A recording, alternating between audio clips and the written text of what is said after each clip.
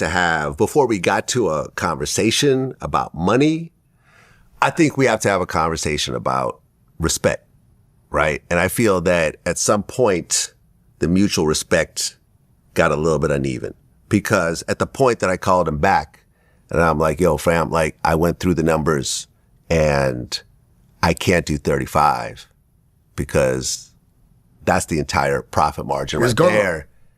He called me cheap and hung up on me. Oh yeah. Yeah. And that right there kind of hurt my feelings. Yeah, that was. Because I'm like, well, that's, and I called him back and then we had a conversation, right? Because I humbled myself at that point, but I just felt like that's not who you treat someone that's been rocking with you the whole time for 20 years. That's always been 100. That's always been loyal. That's always paid you every dollar. That's paid you more than any other podcast, probably times 100. Because I remember Boosie had this whole thing, probably times 100, right? Because it's not like, well, Vlad, if you don't want to pay me 35, No Jumper will pay me 35. Say Cheese will pay me 35.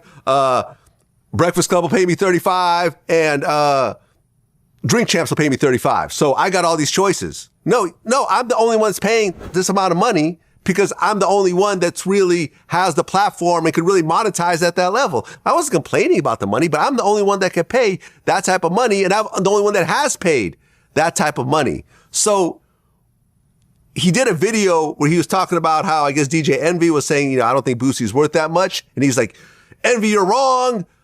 I want to come to the Breakfast Club and I want to explain myself. I'll convince you. Boosie's going to go to the Breakfast Club. He's going to fly himself out there and his entourage and security, get hotels, and do it for free.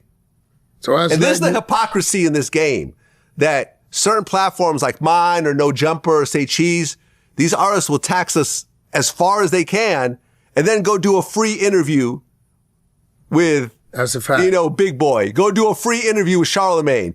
Go do a free interview with Drink Champs. Does he understand that in order to deserve 35, it's only one thing he can put in front of you?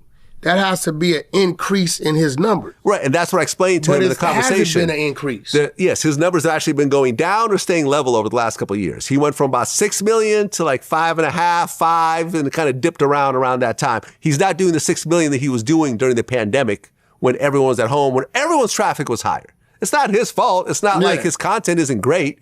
It's just that things are more spread out now on YouTube. People aren't watching as much, and there's a lot of new podcasts and so forth. So that's what it is.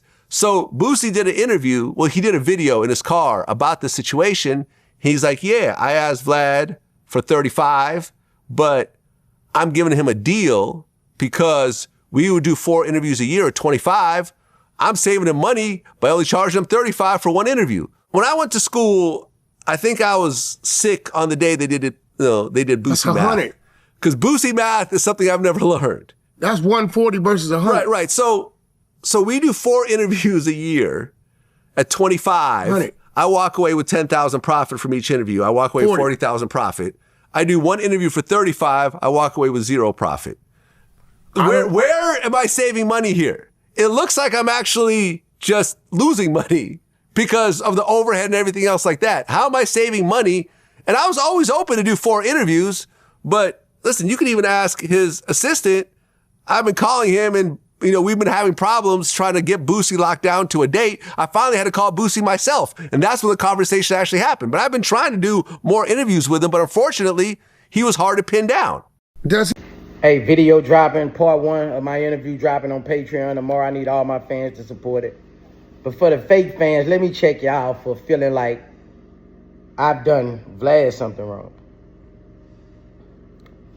First of all, I'm the one made y'all like Vlad.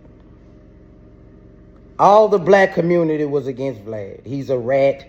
He sends people to jail. People die after his interviews. All this shit. I the one made y'all accept him. First it was, Boosie, he talk over you in an interview. I hate Vlad. Everybody go on this thing. Why does he ask questions that send people to prison? What I used to do, I stood up every time. No, they send themselves to prison. So the whole black community, everywhere I went, they was Vlad hate, Vlad hate. Everywhere I go, why do you mess with him? He is a culture vulture, all this. It was all this about Vlad. I made you guys accept Vlad. I steady went on his podcast and made you guys accept him. He sent people to jail. No, they send themselves to jail. Why does he ask questions? I don't know. All I know is he's not what y'all shaping him up to be. But the whole black community, even the rappers, you know what I mean? The rappers caught me and say, man, why you fuck with that white boy, man? Why, bro? When he do all this, why, Boosie? These the same motherfuckers now will go on a Vlad TV interview. So remember the hate you had for him. I made you accept him. Boosie, I made you accept him. Everybody was negative. Corona time, everybody. This was everything, every vlog, every site I went to. Boosie, why do you fuck with him? Why do you do this? Why do you do this? I made y'all accept him. Street niggas at first did not want to go on Vlad TV. But Boosie doing it, so that makes it okay for them to do it. So realize that when y'all say this and that, like I've done, no, man. I stood up for this dude a million times, bro. When the whole industry was calling him the police, this, that, he's this, y'all was making him out to be such a bad person. I made you accept him. I made you still fuck with him. Remember that.